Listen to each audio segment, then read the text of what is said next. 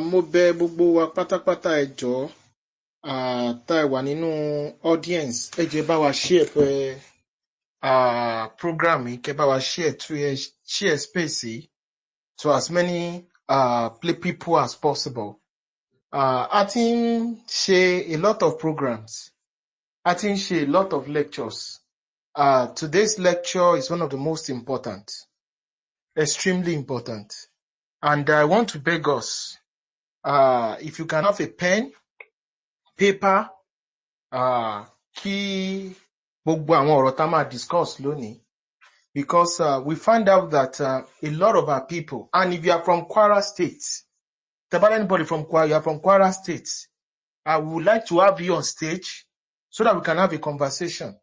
Okay, join conversation so that this conversation is going to be superb and very, very interesting.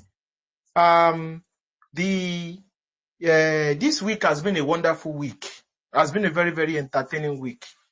From Rwanda backed Tutsi forces attacking Congo and annexing Kivu, Goma, a whole state. In fact, ibi tí àwọn Rwandan backed militia yẹn, ibi tán lọ annex, it's even bigger than Rwanda. Ibi tán control, tán lọ annex in Congo, it's even bigger than Rwanda. And you look at how big Congo is. Congo is over 110 million people. Rwanda is just almost maybe 8, 7, 6, maybe 10 million. Now, compare the two countries. So, ẹ ti mọ̀ pé kò ń ṣe pé we are the, I'm sorry, mi ò bú Nigeria, we are the giant of Africa. We are 200 million. We are 100 million. We are at kìnnìkan million. Òǹkọ́ ni agbára nígbà míì. It all depends on how you can get your acts together, how you can organize yourself, and how you can properly liberate yourself. I also want to say this. Sherry, Yoruba conservative ideology, oríṣiríṣi èèyàn ló ti join wa. And a lot of people you see, tí wọ́n ń sọ̀rọ̀ níta, they are not part of us. A lot of people you see, tí wọ́n ń sọ̀rọ̀ nípa Yoruba conservatism, ẹlòmíì ideology tí ẹ̀ yàtọ̀ sí ìtawà ń sọ. So nígbà míì, there used to be a crossfire. Because when we started preaching Yoruba conservatism, some years back, some people thought we are mad. So nígbà tó wá di conservative ideology, àwọn kan náà adopt ẹ̀. Ṣé you understand? Àwọn ò dẹ̀ ní manual interfering operate. So wọ́n lọ lò fúnra wọn, àwọn náà lọ lo conservative. Torí ẹ̀ gbà tí for close to 2 years, from 2022, 2023, gbogbo àwọn tó fẹ́ máa ṣe Yorùbá nation agitation ní Yorùbá conservatism, a ní ẹjọ́ Yorùbá conservative ideology kò ń ṣe fún agitation, kò ń ṣe fún secessionist ideology. Ó yàtọ̀ síra wọn. Ẹ̀yin ọlọ́lọ́ máa ṣe tiyín, ẹ fi àwa sílẹ̀ ń bí ká lọ máa ṣe tiwa. Ṣé understand? Ẹlòmíì dẹ̀rò wípé n tá ń ṣe nìṣẹ̀ṣe. Ṣẹ̀ṣẹ̀ kò sí tó kàn wá pẹ̀lú pé we are not ìṣẹ̀ṣe nationalists. Torí ẹ̀ nígbà míì, when I was talking about this, tí mo sọ̀rọ̀ pé I'm not an ìṣẹ̀ṣe person, but I will defend the ìṣẹ̀ṣe person. Àwọn kan bẹ̀rẹ̀ sí sọ̀rọ̀ sí mi, ó dẹ̀ block wọn. Mo dẹ̀ block wọn dànù, ká má pàdé mọ́, ká má ríra mọ́. Because àwọn ideology rádaràda tó yẹ pé that is not in tune with reality. We don't need it in Yoruba land. Because Yoruba land ti wà, Ọlọ́run ló ń yọ wá. We are just surviving by the grace of Almighty God. And unfortunately, our political leaders maybe because the persecution of our political leadership, the continuous attack of our political leaders, and because the Yoruba people has never been in the central government, ó fìyà jẹ wá gan. So Yoruba conservatism has never, the top leadership of TYF, many of us are Muslims wà ńbẹ̀, Christians wà ńbẹ̀, pastors wà ńbẹ̀, pastors wà ńbẹ̀. Àdè láwọn tó jẹ́ pé ẹ̀sìn àbáláyé ni wọ́n ṣe. Torí Yorùbá ni gbogbo wa. Inú Yorùbá, we are all together, and we must find a way to have a middle ground. Ṣé rí secularism ilẹ̀ Yorùbá, we must defend it with our blood. the secularism òun ló fa ìjà láàrin Ìlọrin àti Ìbàdàn, two Ọ̀yọ́ speaking city states. Ìlọrin fẹ́ impose a Yorubanized Islamic system on the whole of Yoruba land. So you understand? A Yorubanized Islamic system where where it is a form of Hausa, it's a form of it's an Hausa speaking caliphate Islamic system. So you understand? But intervention in Yoruba was to create a Yoruba speaking caliphate, and it was a civilization struggle. My forefathers fought in that war. On la fini secularism, and there were a lot of Yoruba Muslim generals, Balogun Oshundina, Balogun Aliwo, that were Muslims that fought on that battle. That's preserve Yoruba. And we did not self-implode. Shall we? Because we did not educate ourselves. Ọ̀tọ̀ ni kéèyàn mọ history. Ọ̀tọ̀ ni kéèyàn ní passion fún Yoruba. Ọ̀tọ̀ ni kéèyàn mọ ṣe politics. Ọ̀tọ̀ ni kéèyàn understand the geopolitics. Ọ̀tọ̀ ni kéèyàn understand the reality of the Yoruba people. A dẹ̀ ti ní problem. Táwọn kan bá dẹ̀ ti ní degree, tán ti ní PhD, tán ti ń dá sọ̀rọ̀ social issue, àwọn náà join politics. Àwọn náà join politics. And they are not aware. Ṣé rí 2023. Ṣé rí gbogbo tó ń ṣẹlẹ̀ nílẹ̀ Yorùbá 2023 ni 2023 ló dá ogun wàhálà sílẹ̀. And now they won. I warned a lot of people. Ṣé rí a ti ní problem nílẹ̀ Yorùbá because bí mo ṣe sọ àwọn political leaders wa, and ṣé rí àwọn political leaders tí a bá tètè mú wọn so ká tètè pariwo lé wọn lórí, they are going to destroy Yoruba land. Wọ́n dẹ̀ máa sá lọ. Àwọn Congolese politicians tí wọ́n lùtẹ̀ wọ́n kàn pariwo ní Kinshasa lásán ni, wọ́n ti gbalẹ̀ mọ́ wọn lọ́wọ́. Cause what if you don't shout, politicians èèyàn ni wọ́n. If you don't shout, they will throw you under the bus. Ṣé rí ọ̀pọ̀lọpọ̀ politicians, Yoruba politicians are not special breeds. Èèyàn báyìí náà ni wọ́n, ara wa náà ti jáde, they are our brothers, they are our fathers, they are our sisters. But nílẹ̀ Yorùbá, oftentimes, Yorùbá, àwọn ọmọ tá ń bí, we raise them to be two things. We raise them to be Christians and we raise them to be Nigerians. We raise them to be Muslims and we raise them to be Nigerians. Ibi tí problem ti wà nìyẹn o. Torí pa erésì ọmọ. Ṣé you understand? Ṣé báwọn Yorùbá Muslims, àwọn tí ẹ̀ ń fi Yorùbá kọ́ mọ́, àwọn sọ Yorùbá sọmọ, àwọn Yorùbá Christians ọ̀pọ̀lọpọ̀ wọn, àwọn yẹn ò tí ẹ̀ fẹ́ sọ Yorùbá, wọ́n fẹ́ kí Yorùbá parun ni. Wọ́n fẹ́ kí Yorùbá parun ni. Wọ́n fẹ́ kó parun ní sísọ ní language yẹn, wọ́n fẹ́ kó sọ. Tẹ́ bá sọ language nù kò sí bẹ́ẹ̀ ṣe fẹ́ rí gbà mọ́. Torí ẹ̀ lẹ́ fi rí pé a lot of them, wọ́n kàn wò pé kéèyàn wọṣọ, kéèyàn ṣe kinní, òun ni ọ̀rọ̀ tán pè ní Yorùbá. Even they are very soft. Wàhálà ti wà. The same thing náà ló dẹ̀ ń ṣẹlẹ̀ pẹ̀lú àwọn èèyàn wa. And Nàìjíríà ń ṣe ibi tí a lè ti jókòó tẹ́tẹ́rẹ́. Torí ẹ̀, tẹ́ bá wo bí a ṣe wà yẹn, tó jẹ́ pé à ń raise àwọn ọmọ, tó jẹ́ pé they are Christians, they are Muslims. Ó pé Arẹwà, ó pé Hausa Fulani ní Northwest. Ó dẹ̀ pé Southeast, Igbos. Because Christian identity lẹ́ni, so Igbo lè bá yín relate on Christian identity. Kán lè mọ drag ilẹ̀ mọ́ yín lọ́wọ́, kán fẹ́ gbalẹ̀ mọ́ yín lọ́wọ́. Muslim Islamic identity lẹ́ni, ó pa Hausa Fulani, àwọn á máa fi yẹn to control you, to control your politics, your traditional tools, your economy, your social system. Your social system.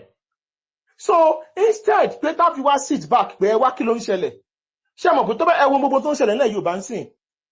In a normal society, tẹ́ pé àwọn intellectuals ló ń lead wa, ó yẹ kí àwọn governors ilẹ̀ Yorùbá ti pera wọn. What's going on?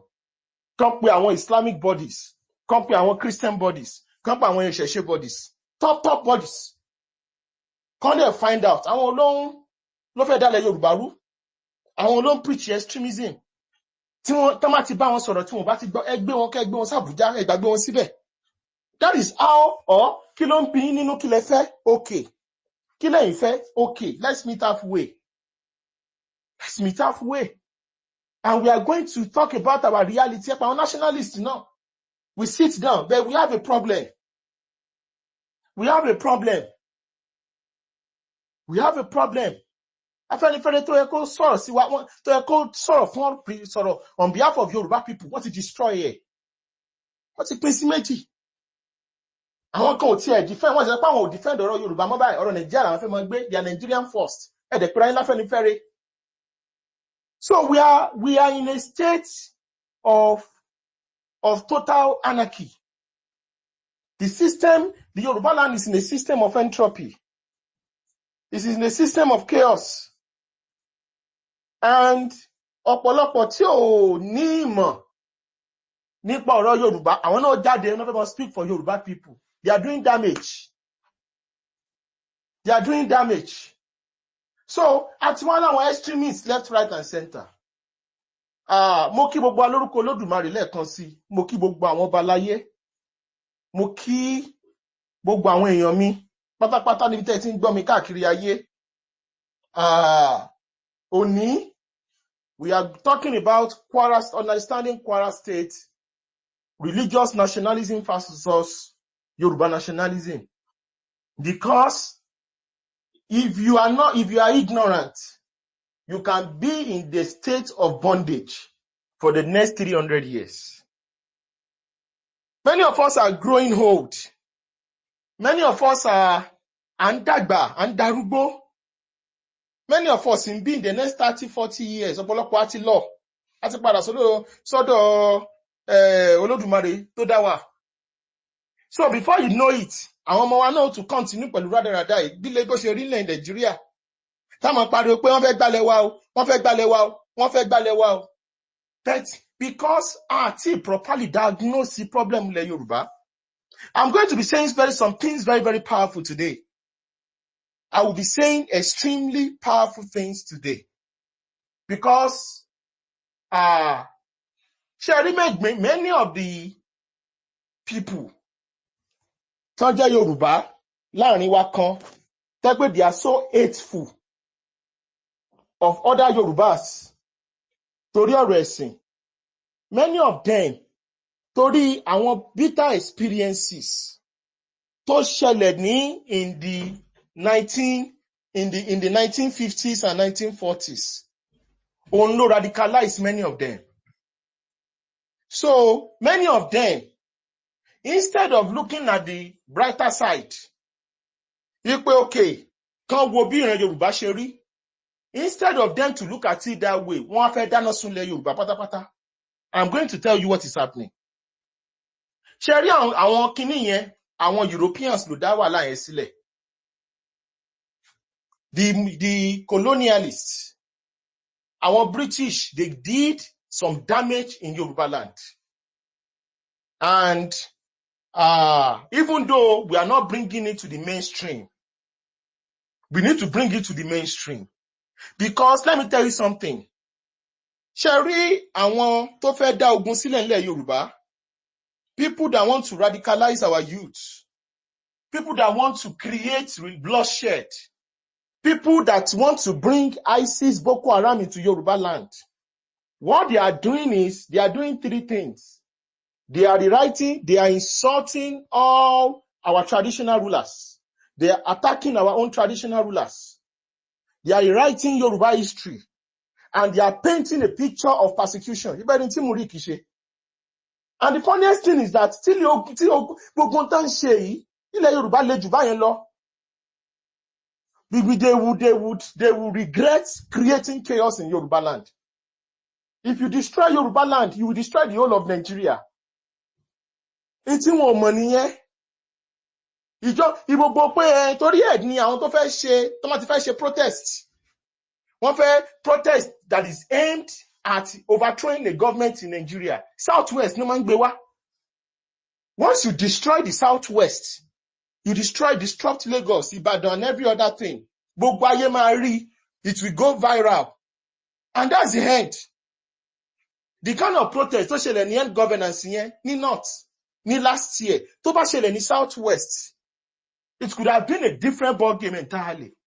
Ẹ wo irú protest tán ṣe, EndSARS tán ṣe yẹn, EndSARS protest, Lekki 2020 and everything. Ṣebí, I'm sorry, I'm not saying that. I know it was, it's not good. Bloodshed is not good. But look at what happened to the Shiites in Kaduna. Close to over 3,000 people were killed in a day. Can that happen in the Southwest and everything is going to go because Southwest, yàtọ̀. That is the port that connects Nigeria to the world. Seaport, airport. A lot of international media organizations are there. So anything you do there, it goes out. So we need to be able to keep the peace in the Southwest. And we are not talking about saying, because we want peace. No. We are going to be affirmative to control. Tori Amofin saw, Sultan does not have any jurisdiction in Yoruba, because I know that a race as powerful as the Yoruba race, we must control our politics.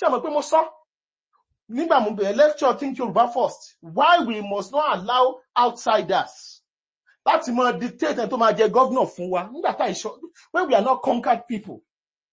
So a race as powerful as the Yoruba people, with everything we have, we are rich, we are powerful, we are intelligent, we must control our politics, we must control our religions, we must control our identity, we must control everything we have. And let me tell you something, brothers and sisters. You must not be afraid. Torí àwọn ọ̀ràn bàbá yín ni àgbọ̀ ti kú yọ. Àgbọ̀ sasa ogunmọ́sá, àgbọ̀ yàyà ogunmọ́yà. You must not be afraid of anything. You must not be afraid. You must stand your ground and understand that this is what Yoruba civilization should be. Ṣé rí nígbà táwọn Yoruba obedient tí wọ́n lọ ń join Igbos tán bú àwọn Yoruba Muslims? Ṣé ti rí repercussion? Ṣé ti rí repercussion? Because the destiny of Yoruba Muslims, the destiny of Yoruba Christians, and the destiny of Yoruba Ìṣẹ̀ṣe is intertwined because gbogbo apáta la ní access ilẹ̀ yẹn ló pa wá papọ̀. Yoruba land. It is that land. It is that land. Ojú ilẹ̀ yẹn dẹ̀ ní àwọn kan kọ ojú bọ̀ tán fẹ́ gbà torí gbogbo ilẹ̀ ò rí bákan náà. Ṣé rí gbogbo ilẹ̀ kò rí bákan náà. Àwọn ilẹ̀ kan wà tó jẹ́ pé Elédùà ti ṣúre sí ju ibì kan lọ. And ẹ̀yin lè mọ́ gbé orí ilẹ̀ yẹn káyìn mọ́ mórí ilẹ̀ tẹ́ wà. Káwọn kan wọ́n dẹ̀ ti lè lọ báwọn prophet wọn ní o. Ọ̀kan ghost kan lọ báwọn spiritual Sufi kan ti lọ wò pé ilẹ̀ yẹn àwọn gbọ́dọ̀ gbà. Torí ilé ayé yìí is a spiritual world. It's a spiritual world. I don't care, maybe an atheist. I wish you all the best. But the world is a spiritual world. So if your land is a target, because it's a prosperous land, under the regional system of government, the Yoruba land was very prosperous.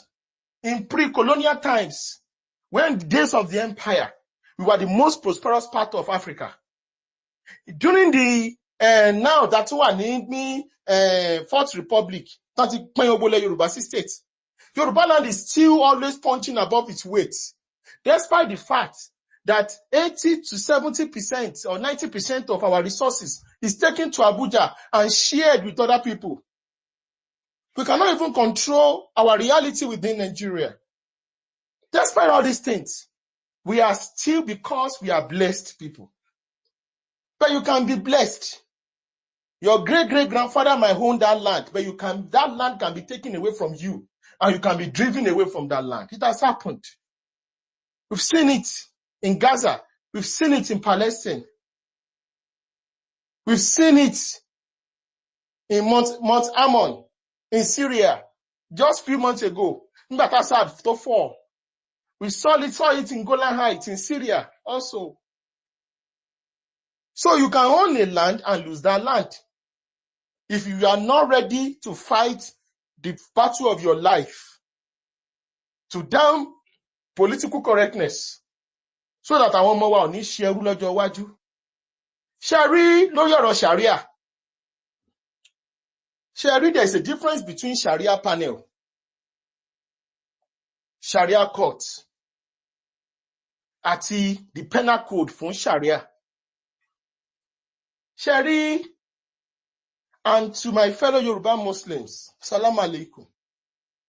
Mo fi Ọlọ́run bẹ̀ yín, Ọlọ́run ọba mo fi bẹ̀ yín. Ẹ má jà kó sọ́wọ́ o. Ẹ má jẹ́ kí ká kó sí ọwọ́ o. Ṣé rí àwọn tó jẹ́ ọ̀tá bàbá yín, ọ̀tá bàbá ńlá wa 200 years ago, wọn ò lè jẹ́ ọ̀rẹ́ wa ní 2025. Those who wanted to kill your fathers, who destroyed your fathers, cannot be your friend in 2025. And to politicians, there's a difference between alliances and friends. Yorùbá ò lọ́rẹ̀ẹ́ ní Nàìjíríà. Alliances la ní, allies la ní. Àwọn Igbo tá ń bá jà tá ń bú yẹn kìnnìkan, a lè bá Igbo ally ní 2027.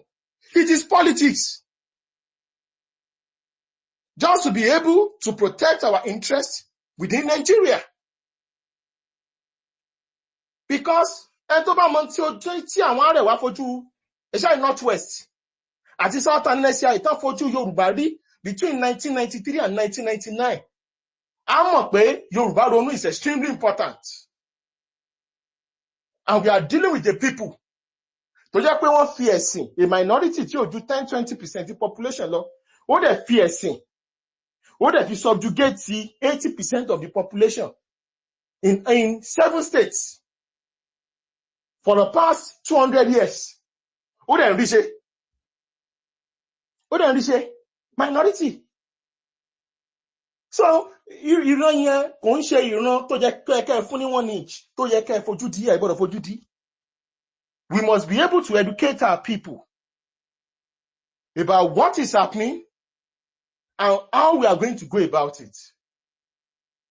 Ṣé rí, mo sọ̀rọ̀ kan pé àwọn British colonialists wọ́n dá wàhálà lẹ́sílẹ̀ ilẹ̀ Yorùbá. And I'm going to tell you what happened. Our missionary schools,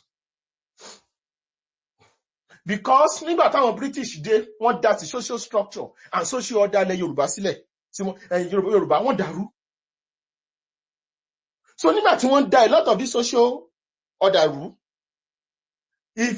ìwọ tó bá ní primary school certificate, tó kàn lè sọ òyìnbó, tó lè ṣe kó lè kọ̀ọ̀kan, you can be working as interpreter, clerk, fáwọn colonialists, and you are going to become middle class. You are going to rise in the society. So education became extremely important. So ọ̀pọ̀lọpọ̀ àwọn èèyàn wa tó jẹ́ oníṣẹ̀ṣe, ẹ̀sìn àbáláyé, àwọn ọmọ wọn bẹ̀rẹ̀ sí ní lọ sí school. So àwọn èèyàn in that missionary schools, wọ́n dẹ̀ fi ń ṣe ni pé wọ́n fẹ́ fi promote Christianity. Ṣé rí ọ̀rọ̀ tí mò ń sọ yìí, so that wọ́n ní láti expose here. Torí nǹkan gbogbo ẹ̀yin jẹ́ fellow Yorùbá Muslims, ẹ mọ̀ pé tí mò ń sọ is true. Ṣé rí gbogbo wa pátá ọmọ ìyá ni wá, a gbọ́dọ̀ jẹ́ kílẹ̀ Yorùbá ó dàrú. Ọ̀rọ̀ tá à sọ níta yẹn, a gbọ́dọ̀ lè sọ, tá à ń sọ nulé, tá à ń sọ mọ́sálásí, tá à ń sọ lágbolé, a máa sọ ní ìta. Because a lot of people understand what stand for. And the funniest thing is, táwọn kan máa ti lọ́mbà lórúkọ jẹ́, oh, yeah, àwọn secessionists ni o, àwọn Yorùbá sì kíníkà, nígbà táwọn Yorùbá wọ́n ti ẹja àgbọ̀gbọ̀n kan tán wí náà. When people come here and listen to us, people say, wow, irọ́ lẹ pa máwọn people yẹn òótọ́ náà sọ. They find out. So, as I was saying, the Yoruba Muslims, many of them refuse to go to school because when you go to these missionary schools, you need to change your name. You need to adopt a Christian name. Ṣé ẹ mọ̀ pé Islam ó ti ní contact pẹ̀lú Christianity ní Middle East, ní North Africa. So I want to understand wọ́n rí Christianity as a competitor.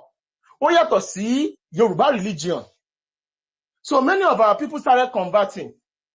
So because of this, between the late 1800s and the first half of 1920, a lot of the middle class, the 1920, a lot of the middle class, like 70% of àwọn tó lè kàwé tó interact pẹ̀lú àwọn olóyìnbó were Yoruba Christians.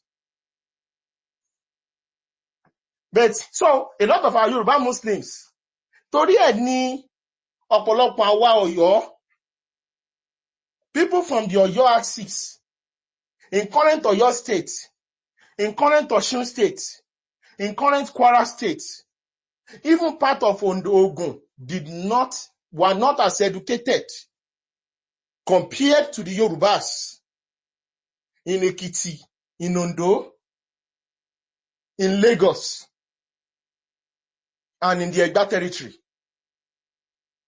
Because some of our people did not want Christianity to come in. They didn't want.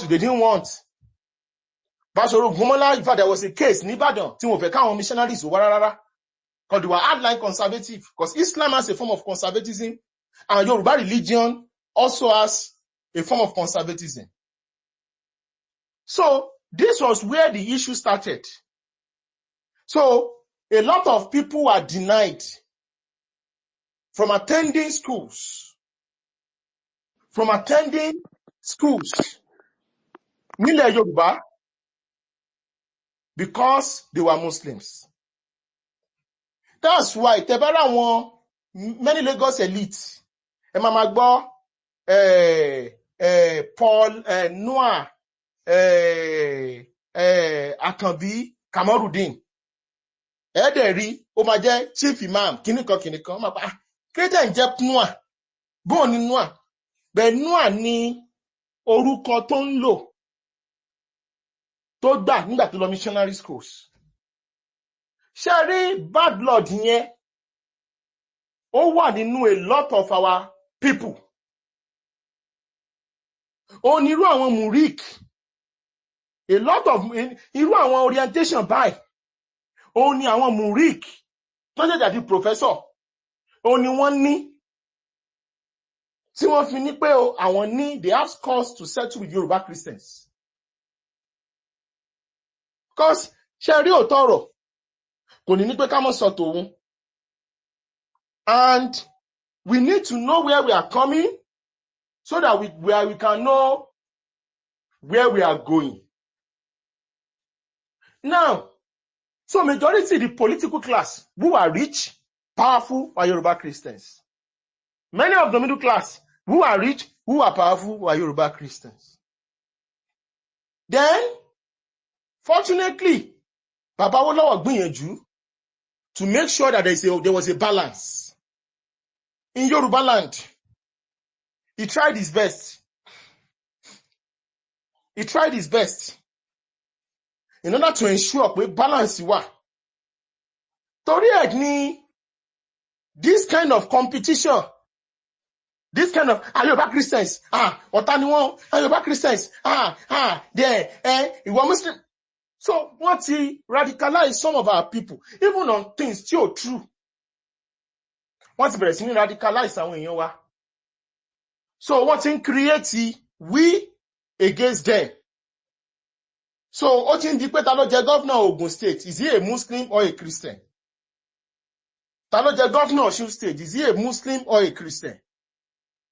So àwọn kan ti ń sọ fún wọn pé ẹ wo Kwara State, because ìwọ tó jẹ́ Yorùbá Christian, so Yorùbá Christians ló ń wo Kwara State as pé kò ń ṣe ilẹ̀ Yorùbá. A Yorùbá Muslim, a conservative Yoruba Muslim tí ò bá yín wá sí Twitter or tí ò mọ gbogbo ìbò bútẹ̀ sọ sees Kwara State as a Yoruba land. So what they say, which is true, Kwara State is a Yoruba state. So what they say is that ní Kwara State Christian ò lè jẹ́ governor bẹ́ẹ̀ láíláíláí, ìyù kìnnìkan àwọn Yoruba Muslim nìkan là ń jẹ́. Ṣé ti rí ideology yẹn? So the same thing they are telling some of our people.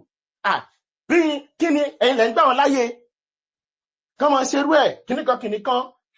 So they created a problem. Níbi tí ò ti sí problem. Unfortunately for us, our schools. So later on, government gba àwọn schools, àwọn missionary schools yẹn, wọ́n láwọn code and conduct tí wọ́n. So government gba àwọn ìpọ̀lọpọ̀ missionary schools. So nígbà tó ń gba àwọn missionary schools yìí, ó ti di government run, ó ti di government owned. So Yoruba Muslim tó bá fẹ́ lọ school bẹ́ẹ̀, tó ra lò dá bẹ́ẹ̀, wọ́n ní no, CAC ló ní tí school yìí, ó lè wọ bẹ́ẹ̀. Adébọ̀sọ̀ wá díje bí government ló ní, it's not a public school. Why are you going to say we shouldn't go? Ṣé àmọ́ pé àwọn tí àwọn bàbá ńlá wọn tó feel neglected ní 60-70 years ago. Ṣé rí òótọ́ ọ̀rọ̀? That's why people like us kò ní pa wá òrùn ní ṣe wá o. Iṣẹ́ tó yẹ ká jẹ́ àjẹ́. Torí iṣẹ́ tá a rán ikọ̀ kì í pakọ̀. Because we need to say things for the youth. Torí àwọn tó yẹ kó educate wa o, educate wa the wrong set of people. Àwọn ni wọ́n ní voice tí wọ́n dẹ̀ speak on behalf of Yoruba people, and we are in trouble. So ọ̀pọ̀lọpọ̀ àwọn èèyàn wa are highly ignorant. They can be manipulated. They can be manipulated. So ọ̀pọ̀lọpọ̀ understand pé we don't want external people láti mọ kọ́ ọ̀rọ̀ Yorùbá mọ́. Àfẹ́kọ́ torí tí ará àtọ́ bá ti kọ́ bọ̀ ọ̀rọ̀ Yorùbá, a máa ń tẹ́bọ̀ ni. A gbọ́dọ̀ allow kára ká máa dictate anything fún wa. Omi máa ń tẹ̀yìn bọ̀gbìn lẹ́nu ni. Torí ẹ̀ ní Sultan ò fi gbọ́dọ̀ mọ dá sọ̀rọ̀ Ògbómọ̀ṣọ́, ọ̀rọ̀ Ṣọ̀ún, ọ̀rọ̀ Aláàfin is a sacrilege and a blasphemy fọ́mọ aládé gangan tó bá jọmọ Yorùbá. Selling salt fáwọn bàbá ńlá yẹn, àwọn bàbá ńlá yẹn ò ní gbarú ẹ, whether they are Christian, Muslim or ìṣẹ̀ṣẹ̀ wọn nígbà. That is the Yorùbá we know. And then lórí kẹrin ìyá Muslim náà kò sí tó ń jẹ́ bẹ́ẹ̀. Ilẹ̀ Yorùbá wà ní Nàìjíríà. And we are going to say and defend what we feel should be. And I'm saying this, that's it is true. So this is an insult for the Yoruba race. And lack of respect for the Shawon of Ogumosho. Don't care his religion. Total lack of respect. Total lack of respect. Maybe we need to start, at least, I want to make a message here saying, we don't regard him in Yoruba land. He should face his business and solve Boko Haram. They're not. We are in Nigeria. It's a amalgamation of ethnic nations. Shari, kò sí. Religion is the most powerful tool of colonialism anywhere. So you must start on time missionary schools. Don't say niye. Christianity ti délẹ̀ Yorùbá láti Shari mi ò bú Christianity o, ẹ̀yin Yorùbá Christians. Ẹ mọ̀ tọ́lọ́pọ̀lọpọ̀ ni wọ́n lọ mọ kọ tweet. Wọ́n lọ mọ́ bẹ́ẹ̀ lómi ó block ni lómi ó mọ ṣe pé fún ọ̀tá rẹ̀ lórí inú DM. Ẹ mọ́ bú mi. Ìtàn ni mò ń sọ. In tó ń ṣẹlẹ̀ ló tó ṣẹlẹ̀ nìyẹn. Please. So, torí ẹ gbọ́dọ̀ gbọ́ the other side in tó ń sọ. And this is what they are saying. Àwa kan mọ̀ pé ẹ á mọ̀ ẹni sùúrù. In táwọn colonialists mọ̀ ń ṣe nìyẹn, wọ́n á dàrin èèyàn rú, wọ́n á pìtì yín. Ara pàkúté tí Britain dẹ sílẹ̀ fúnra Yorùbá, ara ẹ̀ ní láti kẹsẹ̀ bọ̀ ẹ́ ní 2025. In tó ṣe ní almost 150 years ago. Sí ìrìtàn gbìn. In táwọn colonialists ṣe Belgium, tó ṣe ní 200 years ago ní Rwanda àti Congo, òun ló ń ṣẹlẹ̀ lọ́wọ́lọ́wọ́ ní Central Africa. So, pàkúté tó dẹ sílẹ̀ fúnra Yorùbá, òun ló ń ṣẹlẹ̀. A dẹ̀ need ọgbọ́n Lódùmarè láti settle ẹ̀, láti understand in tó ń ṣẹlẹ̀. So what has now happened ni pé Wọ́n believe pé táwọn British ṣe fáwọn yẹn, fáwọn Yoruba Christian kò knife against àwọn. So that's why there are more, the Yoruba Christian churches are more powerful. There are more Yoruba professors that are of Christian origin, the technocrats and all the rest. And this kind of thing, if we had good political, today our politicians who are, now if you make sure pé free education. So, and Sherry, there are some tenets. Sherry bá tí mo sọ̀rọ̀ ìjáàbù ní ìjọ wo. Àwọn kan ní, no, kíníkan, instead of kan farabalẹ̀, kan gbọ́n tí mò ń sọ. Sherry, for peaceful coexistence, Yoruba Muslims are not a minority in Yoruba land. They are not. And we need to balance things. Sherry tẹ́ bá ti mọ̀ pé ìjọ Friday o, officially o, half day ni o. Yoruba Christian gan ni ó sọ fún pé ẹ ṣe, on kálukú fẹ́ lọ lọ́jọ́ Friday lọ ṣe fàájì. Ìjọ Friday ní 1 o'clock in a federal and public university, or state university, fix lecture sí, and all those things. Fix exams ọjọ́ yẹn. Ele ò yẹ kó fàjà now. We have to understand that this is a complex. Our Christians now there, we balance it up. Ṣé rí àwọn nǹkan kéékèèké tẹ́ ẹ bá fi lè fààyè gbà kí àwọn kan máa feel persecuted in your society. Káwọn extremists, àwọn olórí burúkú aláṣọ pípọ́n onídùnlára, táyé wọ́n ti bàjẹ́ tó ń fèsì Boko Haram àti Lákúráwá, tó ń máa sọ fún pé Yorùbá Muslims have been persecuted. Ẹni láti ṣọ́ra. Ẹ̀ńtáyé ẹ̀ ti bàjẹ́ tó ń wẹ́nu kúnra ní. Ṣé rí Yorùbá Muslims are the richest Islamic bloc. Are the richest Islamic bloc ní gbogbo West Africa. Yoruba Muslims ló ní ojú. Yoruba Muslims ló kàwé jù. Yoruba Muslims ló wà powerful jù because Yoruba bloc is the richest. And they are currently the president of the most populous country in Africa. So, a Yoruba Muslim ó yẹ kó rí rẹ̀ pé òun feel persecuted. No, you are not persecuted. There is just things for us to properly rearrange some things in our society. So what has now happened ni pé also the Yoruba Muslim society community needs to be rearranged so that irú Mufti Ìwó Abilala lẹ́nu. Mo tún rí fídíò kan tó ṣe, he was even saying only governor Dìdìrìn ní Ọ̀ṣun State. He was even insulting the governor of Ọ̀ṣun State. All sorts of extreme views. Only man mu ìlò Ifẹ̀, olójú Ọ̀ọ̀ni of Ifẹ̀ lọ, all sorts of terrible things ló ń sọ. Olúwo of Ìwó, òun náà lọ kọ̀wé ìwèrè kan, ó wá bọ́ta, Ìwó ni orírun ilẹ̀ Yorùbá.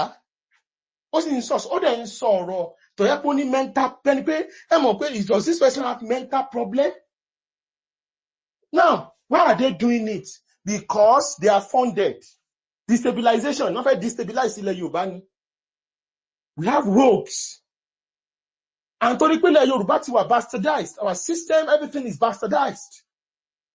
It's individualism. So the Islamic community in Yoruba needs to shaping the Islam in Yoruba land because it must mirror our way of life.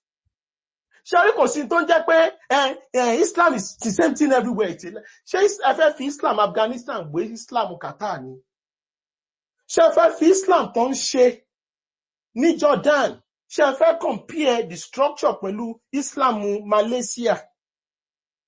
Culture àwọn èèyàn, ethnicity àwọn èèyàn, ó máa ń play role in religion.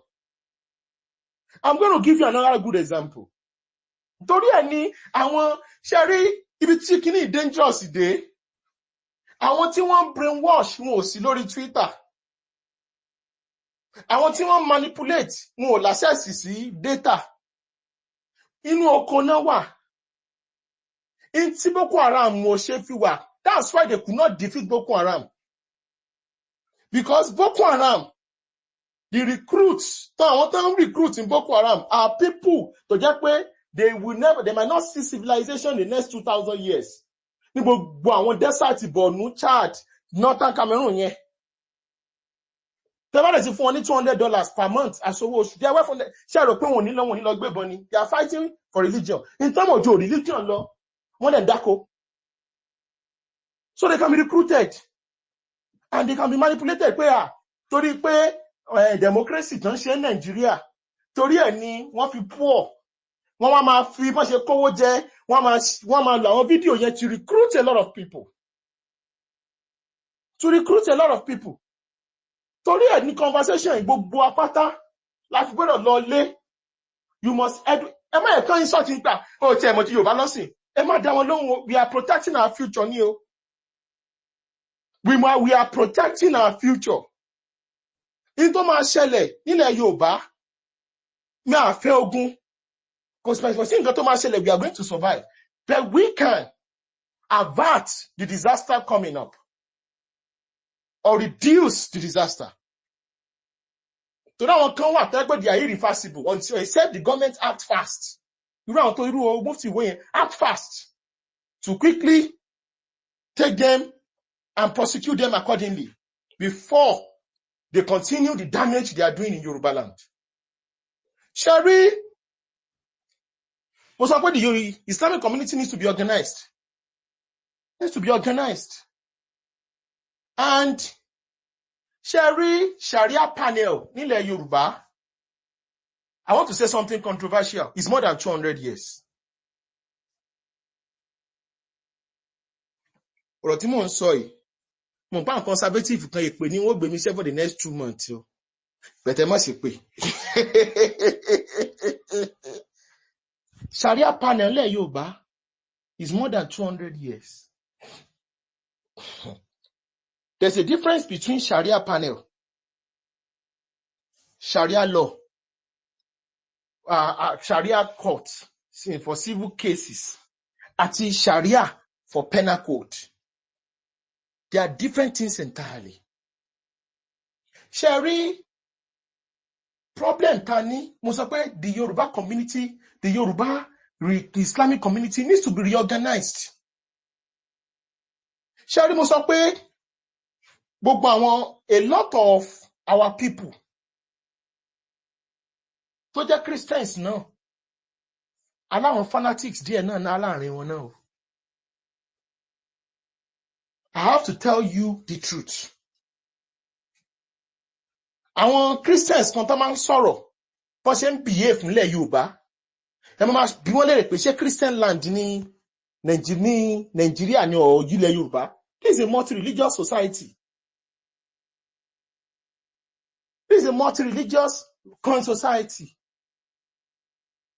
So tẹ́ bá fẹ́ preach, ẹ fẹ́ ṣe sermon, ẹ fẹ́ ṣe kíní, ó ní lọ gbé microphone níwájú mosque. Kó wá mọ ní kẹ́ni tí ó bá ti dá Jésù ẹ̀yin tẹ́ ń ṣe Muhammadu ẹ̀wọ̀n náà ni. There's no point. The same thing also applies to Yoruba Muslims too. Ó ní lọ mọ kọ́ bàbá Bíbélì ó lọ mọ tutukutu ń bẹ̀ bí tí akádìpù ń ṣe. Ẹ ṣe fẹ́ dógun sílẹ̀ ni. For what reason? Why are you doing that? How can't you live and let's live? How can't you live and let's live? And this thing happened because we did not. Why should anybody be stoning Ìṣẹ̀ṣe worshippers? Or kẹ́ máa ṣe sermon. Ipe àwọn tó ń ṣe Ṣàngó, àwọn káfìrí ni wọ́n, kìnìkan. That's not, you cannot do that in a multi-religious society. You can't. Torí ẹ̀ ní West, they are very strict. Want to report that you are preaching hate. They will grab you and say, why are you doing this? Irú nǹkan báyìí la ní láti ètè ṣe nílẹ̀ Yorùbá. Because some people are highly radicalized. So then mo bí ẹnìkan. So why should you say pé yóò ní ẹnìkan lè wọ torí pé church kan, a particular school was formerly owned by CAC, by Anglican, for instance. It is now owned by the government. You now say they cannot put on their hijab, small hijab into that school. You cannot do that. So for the fact that we had that argument, and some people had to go to Supreme Court to be able to get injunction for that, created a bad blood. created a bad blood. Sherry, we are the people that are going to determine the future of Yoruba land so that we can have a prosperous Yoruba land. Sherry, gbogbo tó ṣe yìí, òun ló jẹ́ kí a lot of Yoruba Muslims to have bad blood. Putting on hijab does not mean somebody is not pro-Yoruba. No. No. They are pro-Yoruba to the core, radical to the core. They will support you, even if you are a Yoruba Christian. They will defend you. They will defend you. And let me tell you something. Our people from Yoruba, from Ekiti and Ondo a little bit, from Southern Ondo or Western Ondo, I understand because there's a high population of Muslims in our midst and Christians. So we can properly understand the sentiment and what is going on. The sentiment and what is going on. Unfortunately, we are in Nigeria. We've been amalgamated with dangerous people. Shari, conversation Peter Obi with a powerful Yoruba pastor, where Peter Obi was saying that Bishop Oyedepo is one of the top 3 Christian clerics in Yoruba, in Africa, in the world. Bishop Oyedepo is almost number 4, number 5 in the world. Top Christian cleric in Nigeria, maybe he's number 1 or number 2, but he's there, up there. Peter Obi saw fun. And that video, into your Bishop Pastor Oyedepo ni pe Pastor Oyedepo sọ̀rọ̀ púpọ̀. You should tell your people to vote for me and your people in Kwara. Ṣé mo pa Yoruba Muslims ò sọ̀rọ̀ púpọ̀ lórí ọ̀rọ̀ yẹn? If it were you, tẹ́yin tẹ́ jẹ́ Christians, ṣé ẹni máa doubti àwọn fellow Yoruba Muslims yín? Ṣé nítorí pé ọmọ tí wá fẹ́ Christian ló ń contest for presidency? Is this why Yoruba Muslims are behaving this way? Ṣé kí ìlú bá fẹ́ dàrú, that's how you start. And inú àwọn Arewa ń dùn. Torí inú àwọn Arewa Muslims, they are so angry. Many Yoruba Muslims said, no, we are Yoruba first. We solve this problem, we don't need you. You don't have any hope of rebuilding your destroyed region in the next 200 years. But at the same time, it was a disgrace to Yoruba land. Where an Igbo man who was looking for political power at all costs wanted to bring political Christianity into Yoruba land to destroy another Yoruba man because he's a Muslim. Ṣé tí Tinubu bá jẹ́ Christian, ṣé Peter Obi máa try yẹn? Kò lè try. Torí ẹ̀ ni Bishop Pastor Adeboye, Adefarasin, Olukoya, Pastor Kumuyi, they were seriously defamed, attacked, cyberbullied, cyber-trolled by obedience famously of Igbo extraction. Because they refused to use their congregation and their church. Because our churches in here, they are structures. To wà káàkiri Nigeria, they refuse to use it for politics. They refuse to use it for politics. Unfortunately for us, thank Almighty Allah, where the Yorubas of Ekiti and Ondo wọ́n dúró to the end. They voted for our son, Aṣíwájú Bọ́lá Ahmed Tinubu. We would have been in trouble. We would have been in trouble. Ọ̀ṣẹ́ wọlé fẹ́ fi bọ̀ pé kò ń ṣe religion ní every vote. So àwọn Ottawa would have successfully balkanized Yoruba land. So in the future kankan máa kí Nàìjíríà ò pín. Àwọn kan máa sọ fún wọn pé ẹ̀yin Yorùbá Kogi, ẹ̀yin Yorùbá Kogi, Yorùbá Èkìtì àtòǹdó, ẹ jẹ́ wá join Biafra. Because if you join the Yorubas of Oyo and Yorubas of Osun, they will Islamize you. These little things, I don't think that's also part of political elite. We are in trouble.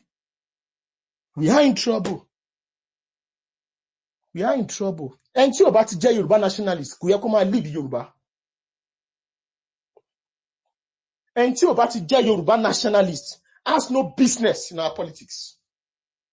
Because Yorùbá nationalist, torí ẹ̀dọ́ àwọn Tinubu, àwọn Bọ́lá Ìgè, àwọn Laji Kande, àwọn Akintola, Awolowo, they are ready to die for the Yoruba cause and for their people, no matter the religious difference. Ẹ jọ̀ọ́ ẹ̀yin ọmọ ìyá mi, mo fi Ọlọ́run bẹ̀ yín, I beg in the name of Almighty Allah. Gbogbo tí táwọn British ṣe nígbà yẹn, I'm talking to Yoruba Muslims. Ẹ jọ̀ọ́ ẹ má bínú, ẹ jẹ́ kó tán. Ẹ jọ̀ọ́. Olódùmarè mọ bó ṣe ń ṣe. The first real Yoruba presidency ta ní Yoruba Muslim ní. Ó mọ bó ṣe ń pín. Ẹ mọ ilẹ̀ Yorùbá yìí, ẹ jọ̀ọ́, ẹ mọ jẹ́ ó dàrú. Gbogbo misgivings tẹ́ bá ní against Yoruba Christians, ẹ jẹ́ kó tán. Ẹ jọ̀ọ́. Mo fi Olódùmarè bẹ̀ yín. A wá sọ pé gbogbo apáta ṣáà ní family Christian ni. Ní girlfriend Christian rí ni. Ẹ jọ̀ọ́, ẹ lọ́rẹ̀ẹ́ Christian ni. Lọ́rẹ̀ẹ́ Christian, ẹ jọ̀ọ́. A gbọ́dọ̀ dẹ̀ jẹ́ kílẹ̀ Yorùbá ó dàrú. Because ọ̀rọ̀ kan kọjá ká mọ sọ gírígírígírí. No. Tàbádẹ̀ ráwọn extremists àárín wa náà, we need to shut them down. We need to shut them down. Islam is not a religion. Lè ṣe báyẹn. Do you think you can fight it? You can fight them? You think you can fight us? You can't. I'm sorry, I'm saying this. You can't. Tó bẹ́ẹ̀. Tó bẹ́ẹ̀. Sáyìn tó jẹ́ pé tẹ́ máa ti sọ pé kìnnìkan ẹ sá lọ ni. Ẹ sá lọ ni. Lẹ́yìn kẹ́ mọ́ sọ òyìnbó kẹ́ wà nínú suit. Lè já. Please. Because I need láti paná ibi tọ́tẹ̀ ìtí ń bọ̀. Now, lórí ọ̀rọ̀ Sharia panel. Ṣé rí problem tó ṣẹlẹ̀ ní pé irú àwọn mufti wo, àwọn Koyum, ẹlẹ́nu mẹ́tàn tí gbogbo eyín ìsàlẹ̀ ti yọ tán yẹn. Ṣé understand? Irú àwọn guys yẹn, irú àwọn yẹn kọ́ ló yẹ kó máa speak for the Islamic community. It's an insult. It's an insult. If that's not professors, intellectuals. Àwọn náà wọ́n bọ́ tààdá. Àwọn kàtà fún náà. Eku yọ yín. It's an insult. So the right people, tó wà intelligent, tó wà vibrant, tó ló yẹ kọ́kọ́ máa speak for us. Sharia panel, ó yàtọ̀, ó wà lọ́jà Aba for a long time. Èmi mọ̀ ó wà n'Íbàdàn. Ṣé láwọn tí tẹ́bà àwọn ká àwọn tẹ́mì kan tápù lórí social media yẹn? Because èmi mọ̀ pé extreme, in táwọn fi ń ṣe, àwọn fẹ́ fi dálẹ̀ Yorùbá rú ni. Mo mọ̀ pé in tó ń sọ, òótọ́ ọ̀rọ̀ díẹ̀ wà bẹ̀bẹ̀ tí no. Ẹ̀yin kọ́ lè represent Islam lẹ̀ Yorùbá. No. Ní dáràn. Bí bàtẹ́ gbé K47 lé ọmọ ọdún 5 lọ́wọ́ ni. Ṣé àwọn pé ìwé ìjọsìn mọ̀ pé iṣẹ́ fún yín máa le gan. I'll fire anybody ni o. So you cannot, torí ẹ̀dẹ̀ ni narcissist ni wọ́n, wèrè ni wọ́n. Orúkọ yóò mú tẹ́yìn ẹ̀ ti yọ tán yẹn sìn. Irú ọmọ yẹn tó lọ ń kọ́ síta. Ipe inú òun dùn, mọ́ ṣe pa àwọn Yorùbá, mọ́ ṣe pa Àfọ̀njá nílọrin. He wrote it. Ṣé irú èèyàn báyẹn ló gbọ́dọ̀ speak? Kó mọ̀ ní ẹ̀yẹ́bí Yorùbá náà lòun náà. Kọ́ mọ̀ secretary ẹ̀sìn Islam. No, olórí burúkú ni ẹ́.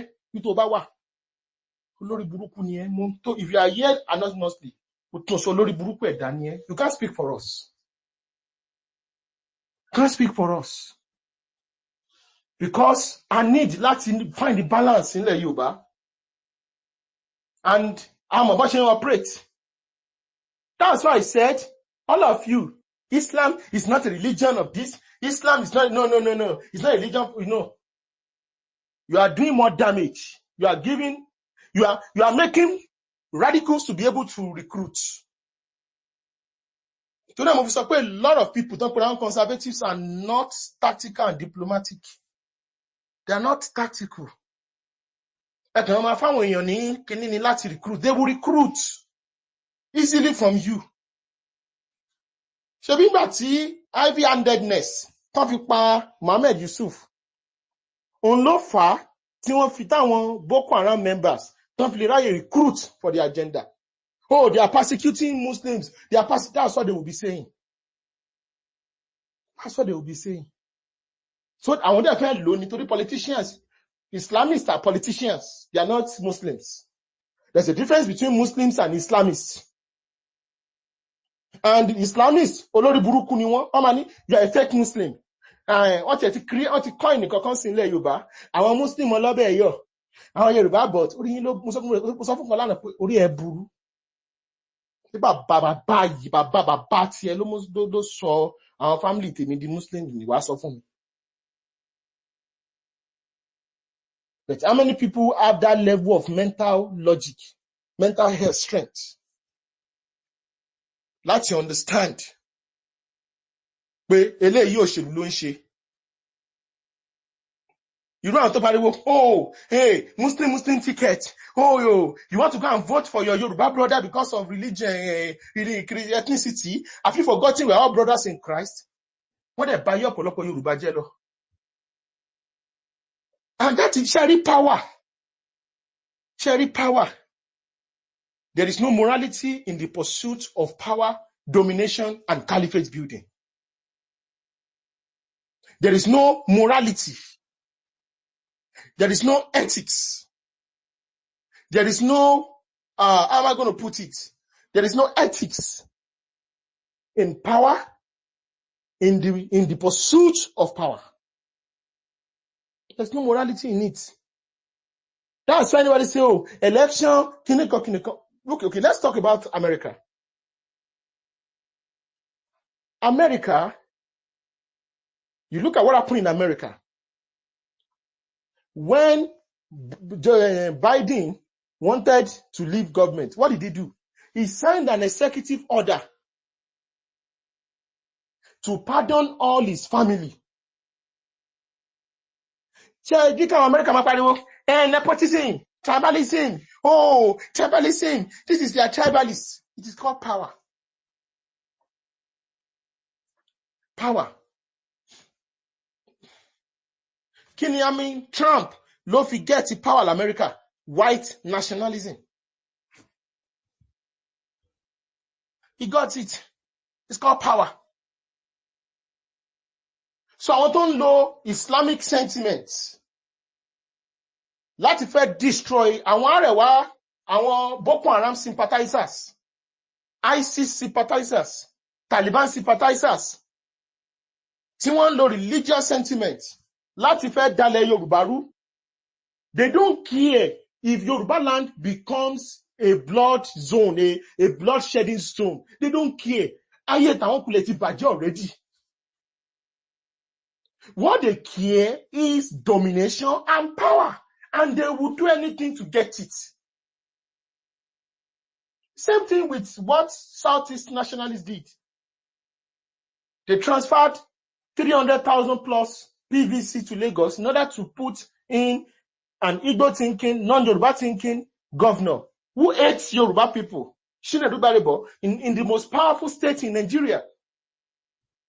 Do you think Yoruba people will do that? Cheating, they don't care. It's all about power. It's all about power. So when you are in a country where people are naturally like this, we need to be careful. And we need to be tactical. That's why some people like, anybody should come by me and share money. Because we cannot make enemies You cannot attack government because you are talking about you don't want Yoruba land to be destroyed. One of the things Sunday Igboho was talking about, that why should Fulani herdsmen be coming from outside Nigeria, from the north, be killing our farmers, destroying our farmlands, and the government is not doing anything. You are going to be a madman to say that what Sunday Igboho said is not true, or it is not legal, or it is not legit. It is true. The problem people had was that he should have stayed on that and not joined Yoruba self-determination struggle or the approach. So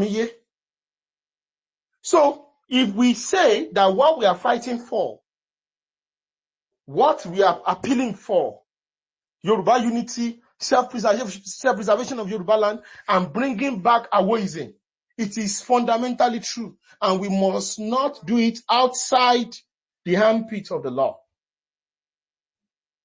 So, Sharia panel kò yàtọ̀ sí táwọn pastor bá ń bọ́kọ àtìyàwó or marriage committee. Tí marriage committee bá ń settle ọ̀rọ̀ láàrin lọ́kọ-láya, òun ni Sharia panel. Ìtàn pè ní panel nìyẹn. But what has happened? And with Yoruba Muslims, we need to be very, very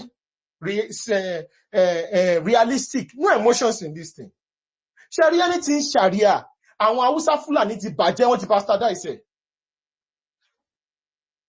So kò sí tó ń jẹ́ Islamophobia, kò sí tó ń jẹ́ kẹ́ àwọn Muslims kan takọ́ kò ń ṣe Islamophobia. Kí náà fi ṣe?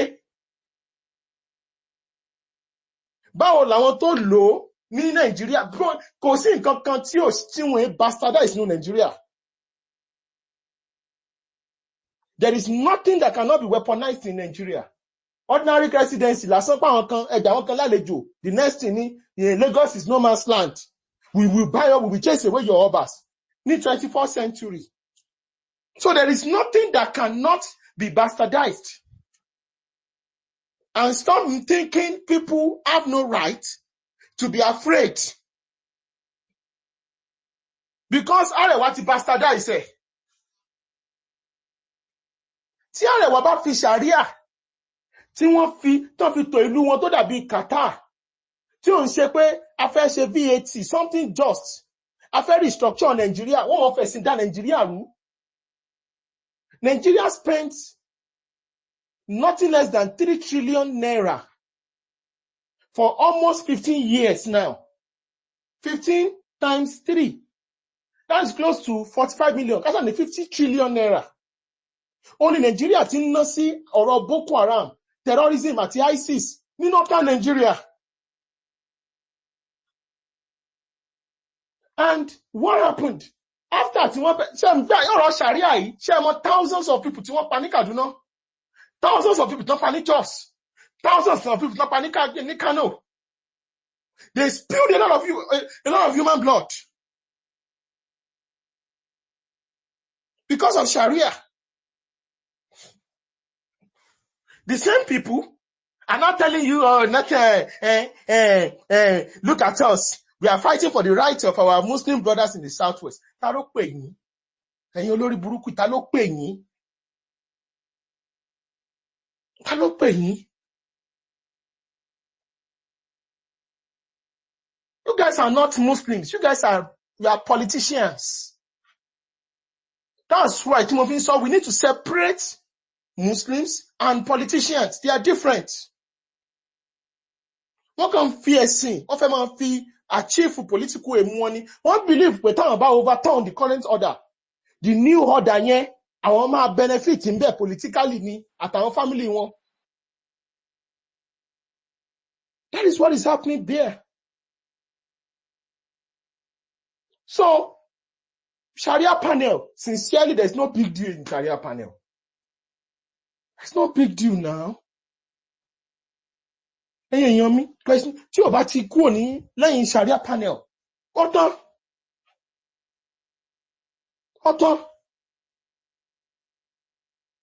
And Lastly, into our person to the main topic, it is wrong. Sharia religion is power and Islam is power in our world. Islam is power. Ask the Fulanis. They will tell you it is power. Remove political Islam from the Fulanis. The Fulanis will just become like any other ethnicity or do Igedelo, Abi, Agatu. They will become just another ethnicity, very small minority. But because they've been able to clone themselves into Islam. So therefore, when you are even saying Fulani herdsmen are killing our people, Fulani herdsmen are killing Yoruba farmers, are killing Yoruba farmers, the next thing they will start saying is, oh, Islamophobia, Islamophobia. They will change the narrative. They are well groomed. And when you start saying Islamophobia, they know you guys, many people are not, I'm sorry, our people are not smart, especially people in the South, because there's no historical knowledge. Somebody that has PhD, masters and everything, but you have no knowledge of history, you are, I'm sorry, you know nothing. So they would quickly, so that's why people like us, we ask them, are you telling us that Islam and Fulani is the same thing? Fulani is an ethnicity. So why are you always saying if Fulani herdsmen are killing people, raping people in the farm? What exactly, why are you turning into Islamophobia? They will start shivering. And it took centuries of killing Hausa people that Hausa people are also fighting back in the Northwest currently. General Musa said it. He said it. Chief of Defense, he said it. So when they tell you, oh, brothers in Islam, it's all lies. So we need, firstly, to separate Fulanis and say, you are not Islam. You are just Muslims. If you go to Guinea-Bissau, there are Muslims there in Guinea-Bissau. There are Fulani Christians in Guinea-Bissau. There are Fulani Christians in Burkina Faso. So why are you now saying there are Fulani Christians in Taraba State? So why do you now want to always clone yourself into Islam? Kí ló ṣẹlẹ̀ gan-an? Because they use it to get away from accountability and their draconic and demonic agenda in Nigeria. So people will not be able to talk. People will not be able to talk. People will not be able to fight back. And a lot of Yorubas are getting into this trap. No, I need to separate. Religion and ethnicity is not the same. And you are not the same with the... Look, Yoruba Olefire, we're not West. If you do it, you cannot. They've erased the Hausa people and adopted Islamic identity for their own social stability. In Yoruba land, for you to be able to have a powerful bloc and control the entire coastal zone of West Africa, you need your Yoruba identity. Except you don't share Nikaloku. We must balance it. So Sharia panel. There's nothing wrong in Sharia panel. Why are they announcing this thing, Ghana? Anybody will say Sharia panel. NASFAT lady Sharia panel. Ahmadiyya leni, Ansaruni leni. It's different from Sharia court. Totally. And the Islam in Yoruba land has already been domesticated. So excuse me. Sherry, Inti Fulani fi gbalẹ̀ lọ́wọ́ àwọn Hausa was that our Fulani minorities. Wọ́n bẹ̀rẹ̀ sí sọ fún àwọn Hausa tó poor. Wípé, you guys are fake Muslims. Are fake Muslims. One gaslighting you. We are to say time obedient Igbos no man ṣe. Yeah, you guys are fake Muslims. So one of our proof pé Muslim ni ẹ́, wọ́n ní kó lọ pa bàbá àti ìyá ẹ̀ tí ò ń ṣe Muslim. Wọ́n ní kó lọ pa ọ̀rẹ́ ẹ̀ tí ò ń ṣe Muslim in order to show loyalty to the brotherhood. That's exactly how they've been operating. Very, very manipulative, deceitful people. Ogun wo ni Fulani dájà ní Nigeria rí? Mention it. Many of their soldiers were Hausas, Kanuris, Nupes, Yorubas. To fight all the wars they fought within the space called Nigeria. They cannot fight any war on their own. The Fulanis could not defeat. They could not. If you think the Fulani, Muritala Muhammad, Lolidi, Ogun Biafra, they would never have won. Because the Middle Belt and the Yorubas that defeated the Biafrans. So they are not invisible. They are not. But they have been able to use other people for their own survival for the past 200 years. Politically and socially. And what do they use? Religion. The Islam in Yoruba land is well fenced off, well protected. Even with NICIA, which was created by the Arewa junta.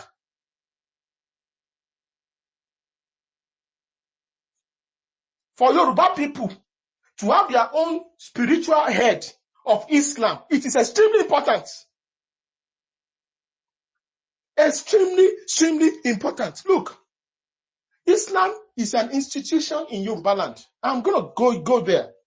Tebari, especially when you go to Oyo, Kwara, Osun, to be specific, those three places. Tebari àwọn ọ̀pọ̀lọpọ̀, even in Lagos and Ogun. Once you see the palace of the king, Kilemari, next place, Temari, you see the Mosalasi Oba. You see the mosque. And you see the market, Oja Oba. So mosque, most of times, the mosque are always beside the mosque are always beside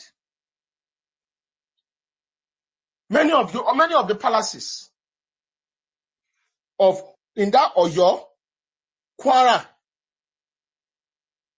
Osun, Lagos and Ogun. Because why?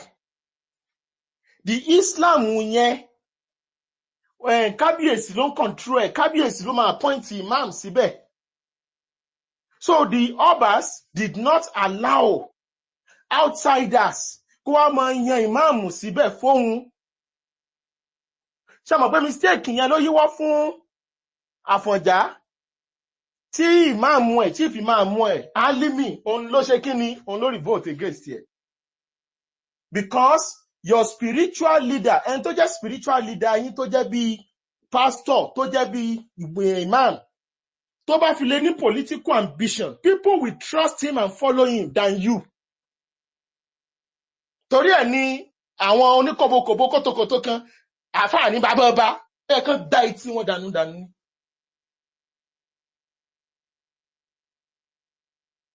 Gbogbo náà dẹ̀rẹ̀ ní kàtó àwọn highly disrespectful stuffs.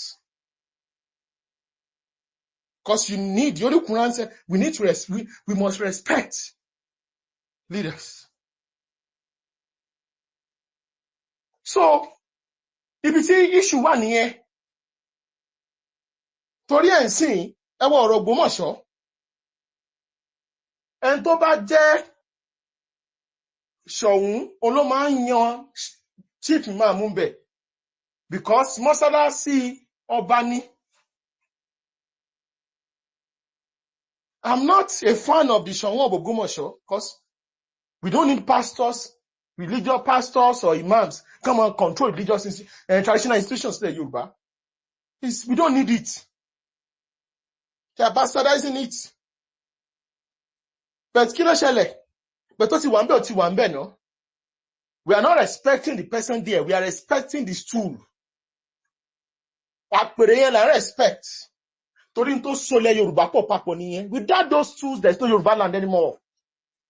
Whether you like it or not, they are symbolism of our heritage, of our power, of our civilization. They must be protected. And they must be sanitized. So kí ló ṣẹlẹ̀? They started having issues. And we heard pé Sultan bẹ̀rẹ̀ sí ní dá sọ̀rọ̀ yẹn, telling the Ṣọ̀ún pé kán kìlọ̀ fún Ṣọ̀ún. But what sort of insult is that? Ṣọ̀ún Ògúnlọlá? How dare him? You don't ever do that. So them of sọ we must control the religion. We must domesticate Islam in Yoruba land for our own reality. And we must shut out idiots. Táyé wọn ti bàjẹ́. Àwòkọ́ṣe rere wo ló wà láyé àwọn Haúsá Fúlàní nínú Nàìjíríà, economically, socially, politically. They've been able to use several military coups to accumulate power and create rich oligarchs that are stickingly rich. And this money is what they are using to destabilize the whole of Nigeria. That's what they've done. We don't hate anyone, but this is the truth. So to not say, Yoruba Muslims are not good Muslims. Torí pé wọ́n mọ bẹ́ orí èèyàn, wọ́n mọ pa àwọn èèyàn. Wọ́n mọ ju suicide bomb, wọ́n mọ pàyà, wọ́n mọ pa bàbá wọn. Wọ́n mọ harass. Is that why you said they are? No. So Sharia panel, there's nothing wrong in Sharia panel. There's nothing. It's a different ball game. Sharia panel has always been in Yoruba land. It was in Ibadan, which was a Republican empire. We just need to, we cannot say, no. They are not minorities. And Sharia law, Sharia law, that's a different ball game. Or court, that's a different ball game. That's a different ball game. Today, we finish our political elites need to properly come in on time. And a lot of people are angry with some APC influencers. How can an APC influencer àṣẹjà ogun pé wọ́n fẹ́ sọ pé Islamization tán ni tá destroy propaganda ó wà lọ ń frolic pẹ̀lú àwọn real oil sheikh, somebody that openly supported the lynching of Deborah, and you think people are just going to keep quiet? No, you'll be held responsible for what you're doing. Because many of our politicians get away with it, young and old, they get away with all sorts of irresponsible behavior. That's why they have no respect for the Yoruba people. State jobs, no. When our people, our youth, no matter how lazy they are, Yoruba youth are lazy, Yoruba youth are not employable, you must give them. Because if you don't empower this youth, shiny future, near the future now, and won't go one here. Won't go one here. So, ọ̀rọ̀ Sharia panel, fáwọn kan yìí mo léyìn yíyọ, kán máa sọ̀rọ̀ lórí social media, báwọn yẹn ni wọ́n máa sọ̀rọ̀ nípa, no, not those idiots. Not those people that have zero respect and zero loyalty to Yoruba land. We don't want them to represent Islam in Yoruba land. We don't want them. You must be loyal to Yoruba. Whether you're a Christian, you're a Muslim, you're a Sheshe, we don't care who you are, you're an atheist. You must be loyal to Yoruba land. It's a must.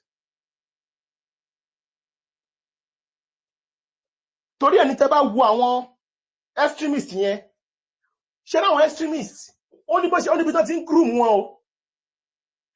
Ọmọ wèrè kan, all this, torí ẹni mo sọ pé, ṣe ra ideology táwọn kìíní ní, Boko Haram àti ISIS ní, kò yàtọ̀ sí ideology tí many of these people tán rìn lórí street ní Kano, Kaduna, Zamfara, Bauchi, kò yàtọ̀. Yeah, there's no difference. You see, you can say, well, we don't want secular law in Nigeria. Every morning, you don't want secular law in Nigeria. Kí ló wá ń ṣe nù Nigeria? Ṣé nítorí epo, oil and gas àti resources tẹ́ ń gbà lọ́wọ́ àwọn káfíìrì tẹ́ ń pè kéfèrí? Wọ́n lè fi dúró nù Nigeria. Then why are you in Nigeria? Secede and get out of Nigeria and go and create Arewa Republic with your northwest. Once you say that, they will keep quiet. That's why you know these people have mental problem.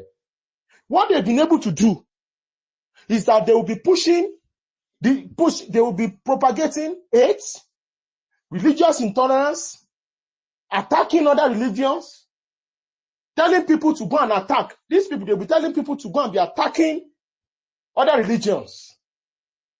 Hate Yoruba, hate your Yoruba Christian family. Hate your Isheshe Yoruba. Oh, hate them. They'll be preaching hate.